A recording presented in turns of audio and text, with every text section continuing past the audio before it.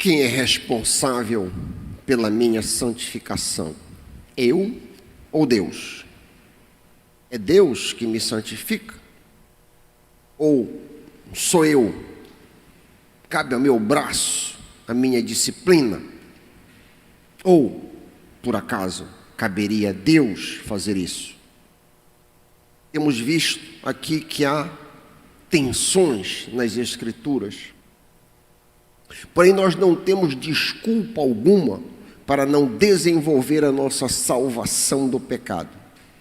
Basta ter o mesmo sentimento de humildade que houve também em Cristo Jesus, que Deus está pronto a nos dar vitória sobre nossos pecados. Quantos têm a palavra santa? Ergam-na para que eu possa ver. Ótimo, nós vamos dar continuidade. Quantos estão acompanhando aqui? Esta é a 28ª exposição desde que abrimos esta carta. Temos trabalhado o bloco de Filipenses 2, versículos 12 e 13. Esse é o bloco que nós temos trabalhado. Eu queria te convidar a mais uma vez ler. Eu leio a partir da Ara, tu acompanhas na tua tradução. Assim, pois, amados meus, como sempre obedecestes, não só na minha presença, porém, muito mais agora na minha ausência, desenvolvei a vossa salvação com temor e tremor. 13. Porque é Deus quem efetua em vós, tanto querer como o realizar, segundo a sua boa vontade. Pai, que as palavras dos meus lábios e o meditar do meu coração sejam agradáveis a Ti, rocha minha e redentor meu. O povo de Deus apoiando diz: este é o terceiro momento, terceira parte da análise desse bloco que nós intitulamos Disciplina na Dependência de Deus, como está escrito, ou deve estar escrito, por trás de mim está. Eu já disse isso em algumas situações, se por alguma razão a imagem não veio. Mas vocês devem lembrar que domingo retrasado nós iniciamos o estudo desta sessão e nós vimos, do dia 9, nós vimos que várias doutrinas das Escrituras se apresentam em tensão. E aí nós trabalhamos vários exemplos, mostramos, por exemplo, naquela ocasião, que a Bíblia ensina que nós devemos orar. A Bíblia nos manda orar, de capa a capa. Por outro lado, a mesma Bíblia diz que Deus é soberano e ninguém pode torcer-lhe o braço. Nós mostramos os textos, vimos outros exemplos, doutrina da eleição. A Bíblia claramente diz que todo crente que é salvo é eleito antes da fundação do mundo. Por outro lado, nós vimos na Bíblia que nós somos responsáveis por responder. Nós somos totalmente responsáveis. Lemos os textos e demos exemplo. Demos um outro exemplo, o exemplo da perseverança, ou uma vez salvo, para sempre salvo, que a Bíblia ensina isso. Mas nós também mostramos textos que claramente colocam sobre nossa responsabilidade a perseverança até o fim. Então, vimos naquele momento que há grandes tensões. Neste bloco, em particular, a doutrina da santificação, uma outra doutrina, vemos que, por um lado, Deus é completamente responsável pela minha santificação, mas, pelo outro lado, eu sou completamente responsável pela minha santificação. Domingo passado, 16, na parte 2, nós estudamos a responsabilidade humana, a minha responsabilidade, e você pode relembrar olhando rapidamente na parte C do versículo 12. Olha comigo, deixa a Bíblia aberta no teu colo, deixa o texto aberto no teu colo. Olha a parte C do versículo 12. Desenvolvei a vossa salvação com temor e tremor. Uma ordem, desenvolva, faça. Tá, nos meus ombros, sou eu quem trabalho a minha santificação. Deus coloca sobre mim total responsabilidade. Eu sou chamado a me empenhar ao máximo para vencer os meus pecados, para desenvolver a minha salvação do pecado. Trabalhamos bastante isso, e eu disse, resumindo, eu serei tão santo quanto eu quiser. Não sei se eu escandalizei vocês quando eu disse isso, mas é o que a Bíblia ensina. Eu serei tão santo quanto eu quiser. Por outro lado, e nós chegamos aqui na parte 3, deste texto, nós veremos que Deus é completamente responsável. Olha aí o versículo 13 comigo. Porque é Deus quem efetua em vós, tanto o querer como o realizar. É Deus quem trabalha na minha santificação. Deus coloca sobre si mesmo total responsabilidade de meu avanço. É Ele que efetua, que trabalha a minha vontade, que trabalha a obra de santidade. É Deus quem me santifica. Ele é completamente responsável pelas minhas vitórias sobre o pecado. Eu serei tão santo quanto Deus quiser que eu seja santo. Uma tensão tremenda entre o versículo 12 e o versículo 13. Parece que eles estão colidindo um com o outro. Antes de nós focarmos nesse versículo 13, eu queria fazer um voo rasante sobre o que nós vimos até aqui, muito rapidamente. Vamos fazer uma recapitulação daquilo que tratamos. Deus deseja que todos os cristãos vivam de maneira a adornar ou embelezar o Evangelho. Toda esta sessão está pendurada no capítulo 1, versículo 27, vocês lembram, nós já repetimos aqui, para enjoar vocês. Acima de tudo, vivam de maneira digna do Evangelho. 1:27. Em cima desse gancho, tem esse desdobramento inteiro que nós estamos trabalhando. A vida digna do Evangelho só pode ser obtida se o crente buscar humildade. 2:1-11. A humildade é o fundamento de todas as virtudes cristãs, nós vimos isso. Quanto mais humilde nós formos, mais parecidos com Jesus. Quanto mais orgulhosos nós formos, mais parecidos com o diabo. Jesus é manso e humilde de coração. Mateus 11:29. Satanás é presunçoso, altivo e orgulhoso. Isaías 13:14. Diante disso, pastor Raik, como posso saber se eu estou crescendo em humildade? A humildade é revelada por minha disposição em obedecer. A obediência é a marca de um homem humilde. A desobediência é a marca de uma pessoa orgulhosa. Onde é que está essa conexão? Onde é que está esse escrito? Bate os olhos no 12a. Olha, 2:12a. Olha comigo. Assim, pois, amados meus, como sempre obedeceste. Está aí a conexão. Como sempre obedecestes.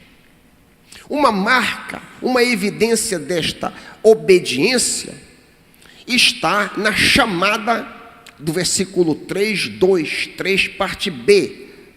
Bate os olhos um pouco mais em cima, uma evidência concreta de obediência. Cada um considere os outros superiores a si mesmo. Eita! Ou seja, eu sou chamado a considerar o meu próximo mais importante do que eu. Que desafio tremendo para cada um de nós. Se cada um de nós obedecesse esse comando, nós nunca mais teríamos brigas na igreja, porfias na igreja, ciúmes, contenda, inveja, nada disso. Nós traríamos o céu para a terra se nós obedecêssemos este comando. Uma igreja na qual eu considero no meu coração o meu irmão mais importante do que eu. Digo que cada um de nós se comporta como Jesus. Uma igreja assim traz o céu para a terra. Nós somos chamados a ser como Jesus, ou ter o mesmo sentimento que houve em Cristo Jesus, que mesmo sendo Deus, deixou sua glória. Eu tenho sido duramente desafiado a tentar obedecer este comando, como disse domingo passado. Não é nada fácil olhar para cada pessoa que encontro diariamente e considerá-la superior a mim. Nós já vimos que o que o texto diz, considerar superior, o que Paulo está dizendo, não é considerar mais inteligente, porque existem pessoas que são mais e menos inteligentes do que cada um de nós. Também não é considerar mais espiritual, porque existem pessoas que são menos e mais espirituais do que cada um de nós. Não é isso. É considerar mais importante, como Jesus considerou os seus discípulos mais importantes do que ele. Tanto é que ele fez o trabalho de escravo nos pés dos seus discípulos. É esse o ponto aqui. Jesus agiu assim e eu e você somos chamados a agir da mesma forma. João 13, 1 a 17. Aí eu pergunto para você. Você que tem me ouvido, você tem se empenhado a ter este mesmo sentimento? Ou seja, você tem tentado obedecer ao comando dos versos 5 a 8? Ou a gente está cantando aqui inutilmente esta canção, tende em vós o mesmo sentimento? Temos entoado este cântico inúmeras vezes no curso dos últimos meses. Uma vez que agora eu entendo plenamente o custo embutido nessa canção, há pelo menos no meu coração a intenção de obediência enquanto canto. Talvez você esteja pensando, mas pastor Raik, esse tipo de humildade é quase impossível. Esse tipo de humildade, alguém, sim, Jesus praticou essa humildade, e nós somos chamados também a praticar, e se fosse impossível, não estaria registrada na Bíblia. Crescer em humildade é o mais crucial fator na vitória contra todos os pecados, porque Deus dá graça ao humilde, mas resiste soberba, como nós vimos aqui. Deus ajuda o humilde a vencer o pecado, mas ele bloqueia os esforços do orgulhoso. Crescer em humildade é o primeiro passo no longo caminho da santificação. O escritor desta carta, o apóstolo Paulo, experimentou tremendo crescimento em humildade. Eu queria que tu deixasses um dedo aí em Filipenses 2 e fizesses comigo um rápido voo na vida do apóstolo Paulo, olhando para ele com 55, com 60 e com 65 anos de idade, como ele pensava e como ele cresceu. Olha comigo, em primeiro lugar, 1 Coríntios 15, 9, recua na Bíblia, tu estás em Filipenses, olha comigo 1 Coríntios 15, 9. Paulo, ao redor de 55 anos, se considerava o mais ínfimo dos apóstolos. 1 Coríntios 15, 9, porque eu, diz ele, sou o menor dos apóstolos, não sou digno de ser chamado apóstolo. Meia década depois, aos 60 anos, Paulo passou a se considerar não apenas o menor dos apóstolos, mas o menor dos crentes. Olha comigo, Efésios 3:8. Efésios 3:8. Em Efésios 3:8 ele diz: a mim, o menor de todos os santos, me foi dada esta graça de pregar aos gentios. Paulo continua progredindo, continua avançando, e no final de sua vida, aos 65 anos, ele já não se considerava o menor de todos os crentes, ele se considerava o maior pecador de todos os homens. 1 de Timóteo 1,15, olha comigo, 1 de Timóteo 1,15. 1 de Timóteo 1,15, ele diz: fiel é a palavra e digna de toda aceitação, que Cristo Jesus veio ao mundo para salvar os pecadores, dos quais eu sou o principal. Ele estava embaixo de todos. Ele começou com o menor dos apóstolos, ele baixa para menor de todos os crimes e baixa para menor de todos os homens. Que avanço tremendo, que crescimento tremendo em santidade, em humildade. Que exemplo para nós. No texto que nós estamos avaliando, Filipenses, volta para Filipenses comigo. No texto que nós estamos avaliando, Filipenses 2,12, a NVT diz: trabalha com afinco a tua salvação, e eu acrescento, do pecado, ou do orgulho em particular. O mais importante neste trabalho, que acabamos de ler, é a luta contra o orgulho. A humildade é, por assim dizer, um poderosíssimo antibiótico de amplo espectro que combate todos os pecados. O orgulho, por assim dizer, é uma bactéria que produz todo tipo de mal em nossas vidas. Antes de 1928, antes da invenção do antibiótico, ungüentos caseiros eram passados sobre os furúnculos que brotavam na pele.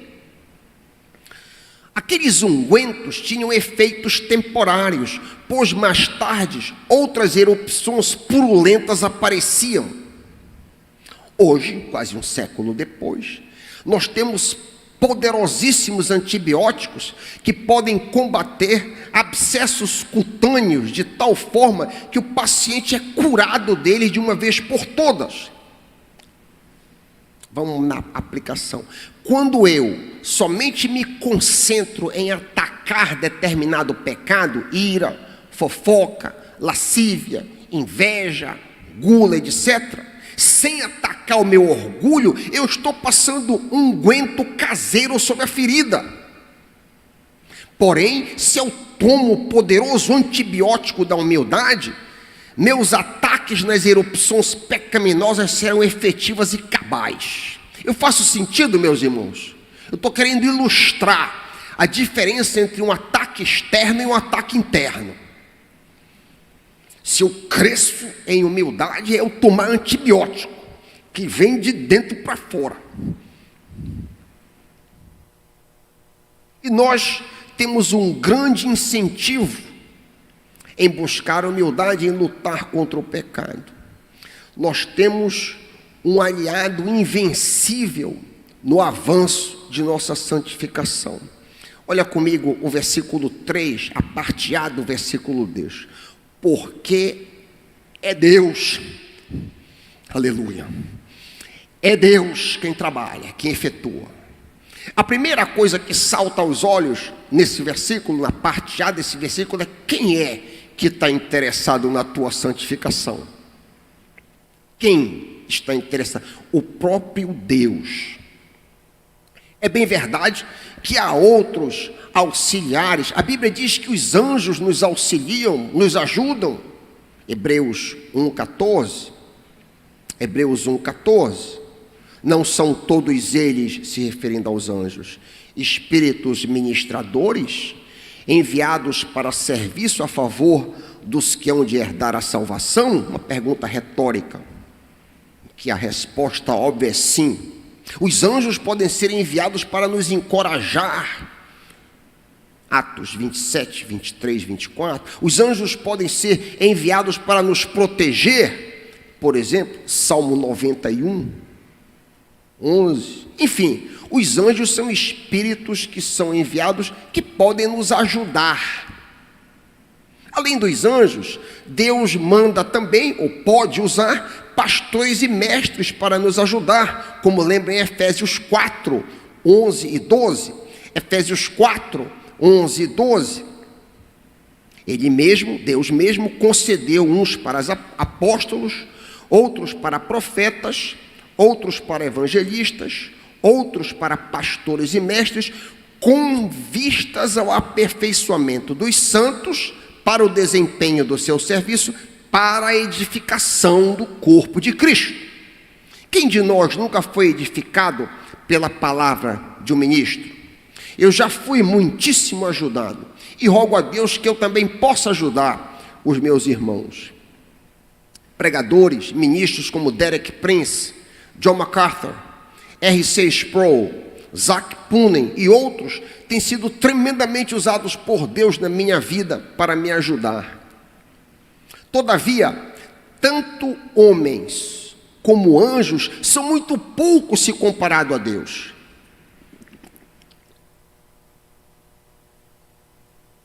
Nosso texto afirma em Filipenses 2,13 que ninguém menos que o Criador do universo quer nos ajudar a desenvolver a nossa salvação.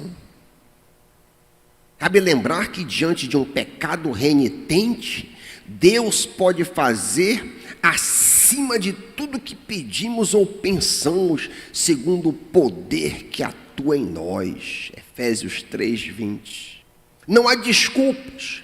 É o Senhor mesmo que está interessado em nos ajudar. Amém, meus irmãos? É Deus mesmo que tem interesse em nos ajudar.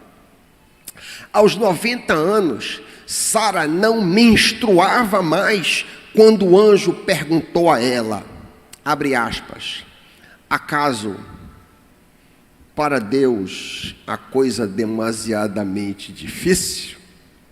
Esse texto toca muito no meu coração. Esse texto toca muito no meu coração. Quando eu estou diante de alguma situação que parece impossível, diante de algum aperto tremendo, existe alguma coisa que Deus não possa fazer aqui? Não há impossíveis para Deus. Portanto, não existe pecado invencível. Amém? A consequência disso aqui, se não há impossíveis para Deus, então, consequentemente, não existe nenhum pecado que não possa ser vencido. O que existe, é verdade, são pecados que são de dificílima conquista, pecados que podemos demorar muito, quem sabe meses ou anos para vencer. A gula, a ira, a língua, a ansiedade, um gigante tremendo, ansiedade, ciúme, enfim, todos esses são inimigos vencíveis, porque é Deus quem efetua em nós. Lemos o texto, tanto o querer como o realizar. Obviamente, nós já vimos em exposições passadas que é uma misteriosa tensão no desenvolvimento de minha salvação. Embora tudo dependa de Deus, como nós estamos vendo agora no versículo 13, misteriosamente, tudo depende também de mim, versículo 12. Não é à toa que Paulo batia e esmurrava o corpo, com medo de pecar. Não é à toa que o grande apóstolo Paulo lutava com unhas e dentes, com medo de cair. 1 Coríntios 9, 25 a 27, texto preciosíssimo. 1 Coríntios 9, 25 a 27. Eu vou ler e eu vou fazer alguns comentários ao longo do caminho. Todos os que competem nos jogos, ele está falando sobre os atletas que corriam. Todos os que competem nos jogos se submetem a um treinamento rigoroso, se submetem à disciplina. Com que objetivo? Para obter uma coroa que logo perece. Aqueles láureos que os gregos colocavam na cabeça, aquilo murchava rapidamente, aquela coroazinha. Isso, qual é o valor disso, ele está dizendo? Mas nós, cristãos, nos disciplinamos para ganhar uma coroa que dura para sempre, o nosso galardão no céu, o nosso galardão eterno. Avante. 26. Sendo assim, não corro como quem corre sem alvo. Eu não luto como quem esmurra o ar à toa, mas esmurro o meu corpo e faço dele meu escravo, para que, depois de ter pregado aos outros, eu mesmo não venha a ser reprovado. Faz sentido? Essa é a história aqui do pastor que prega em cima e cai em adultério. Alô? Pregou, ensinou, foi uma bênção, mas foi reprovado. E Paulo está dizendo: eu luto com unhas e dentes, com toda a minha força, para que isso não aconteça comigo. Ou seja, parece, quando você lê um texto desse, que Paulo coloca tudo nos ombros dele, como a gente vê no versículo 12. Mas ele não para aí. O mesmo Paulo que temia cair em pecado, disse que confiava em Deus para mantê-lo em pé. Exatamente, ele mesmo nesta carta, Filipenses 4,13, diz: tudo posso naquele que me fortalece, tudo posso naquele que me dá poder. O texto grego, a palavra fortalece por trás. Tudo posso naquele que me energiza. Filipenses 4,13. Abrindo um parêntese, esse texto é muito mal interpretado.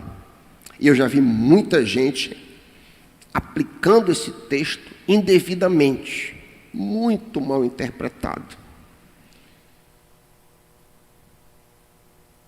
Pessoas alegam que podem vencer lendo esse texto, tudo posso. A pessoa pode vencer a doença, vencer a humilhação, vencer a crise financeira, vencer a desonra.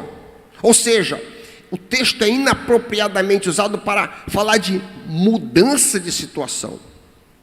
As pessoas usam muitas das vezes esse texto para dizer que a minha situação vai mudar. Ou seja, eu serei sadio, eu estou doente, mas eu serei sadio. Eu estou humilhado, mas eu serei exaltado. Eu estou pobre, mas eu serei rico. Eu estou desonrado, mas eu serei honrado. Mas o texto fala o oposto disso. O texto não está falando em mudança de situação, o texto está falando em conformidade na situação. O texto está falando em contentamento na mesma situação. Se você ler o contexto, 4, 11 e 12, Paulo aprendeu, ele não sabia, aprendeu a não murmurar na pobreza, na humilhação, na fome, ou em qualquer situação, fosse boa ou má. Em qualquer circunstância, Paulo aprendeu que pode receber o poder para suportar a situação. Filipenses 4, 11 e 12. Isso aqui é um adendo que eu estou dando porque esse texto é muito mal entendido. Vai ficar claro na nossa mente. Paulo disse que ele recebe poder da parte de Deus para enfrentar boas ou más situações, sem murmurar, sem reclamar.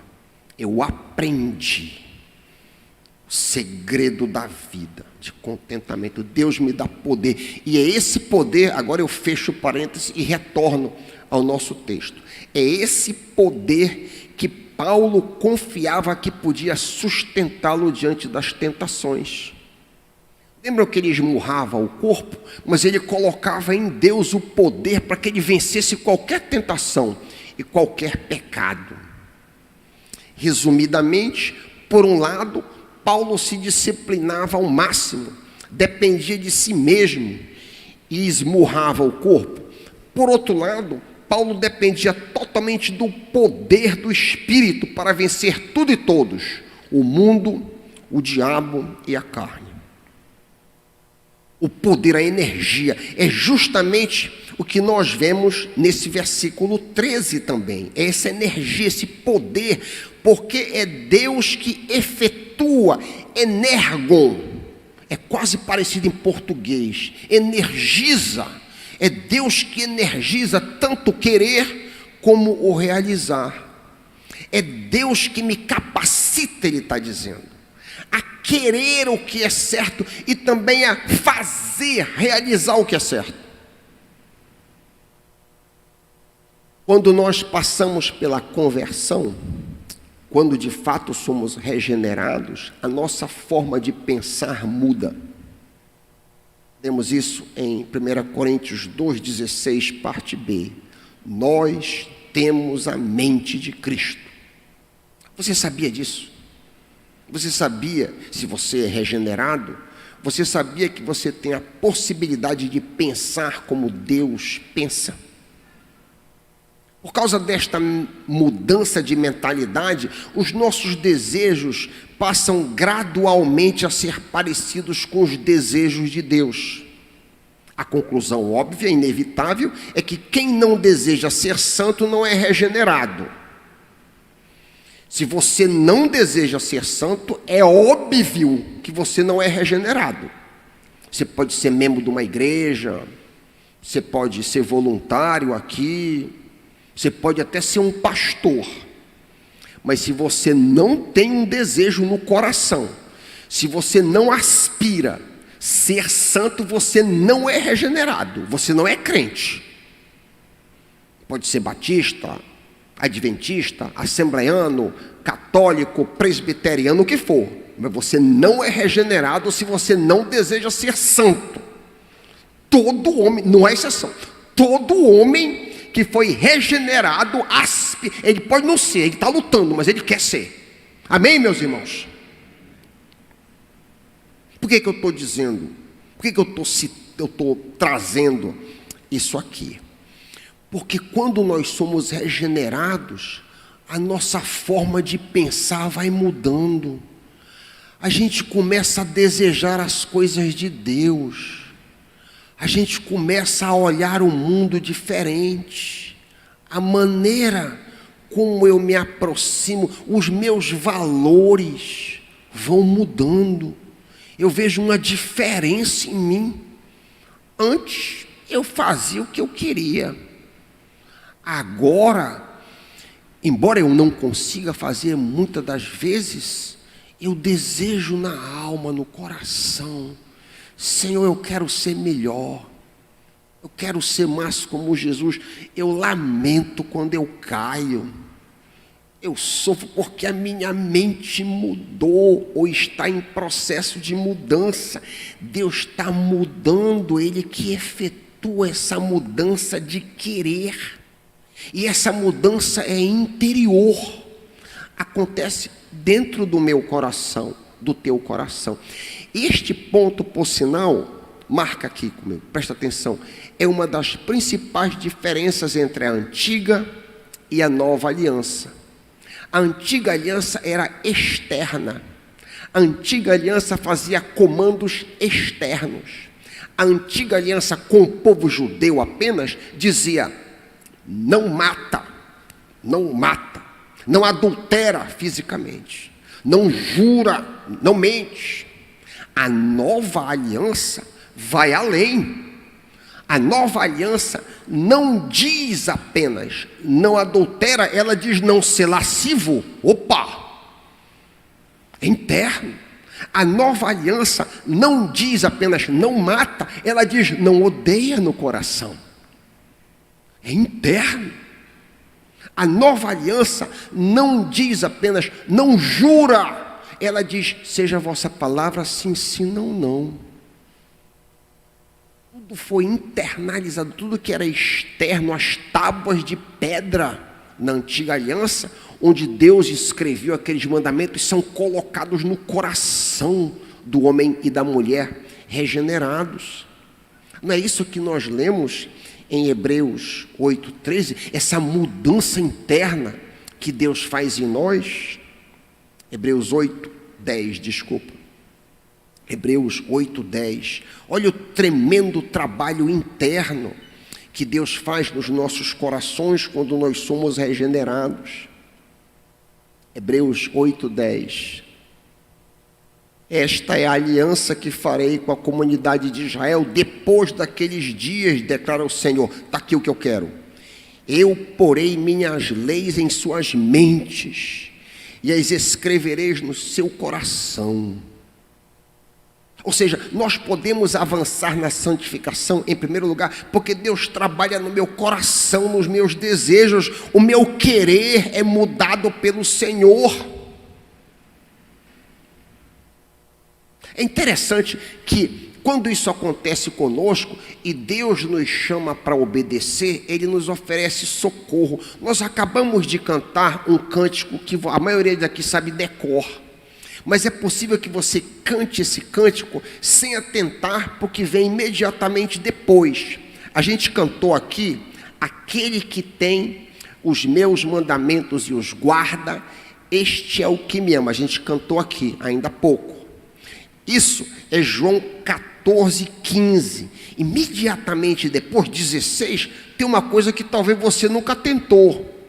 Abra aí na tua Bíblia, deixa um dedo em cima de Filipenses e olha para João 14, versículo 15. Eu vou ler na NVI.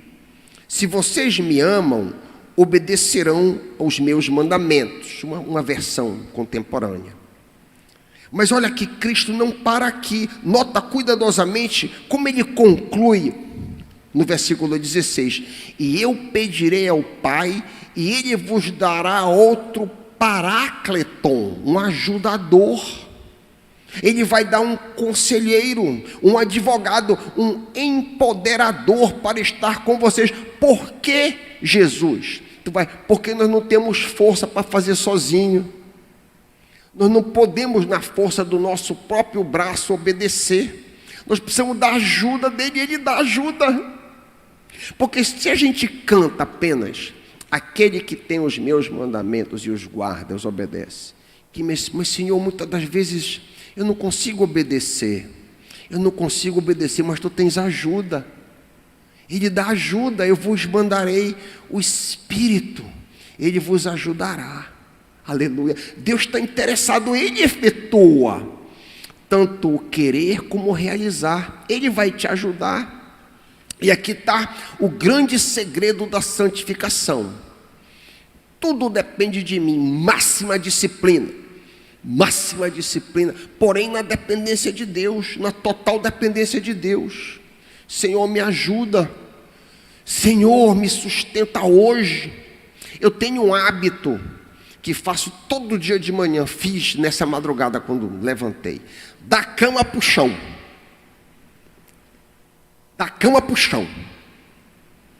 Cara no chão todo dia. Senhor, me ajuda nesse dia, Pai. Me ajuda, dependo de Ti. Eu não tenho força para caminhar sem Ti. Essa dependência permanente. Mandará o Espírito, e Ele vai estar contigo, disse Jesus, para sempre.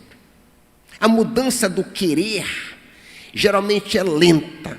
A mudança da mente é gradual. Quanto mais eu me humilho, quanto mais eu entrego o meu corpo, não só a minha mente, quanto mais eu submeto a minha vontade ao Senhor, o único culto agradável e racional, tanto mais Ele vai renovando minha mente, para que eu possa experimentar a agradável e perfeita boa vontade dEle. Romanos 12, 1 e 2.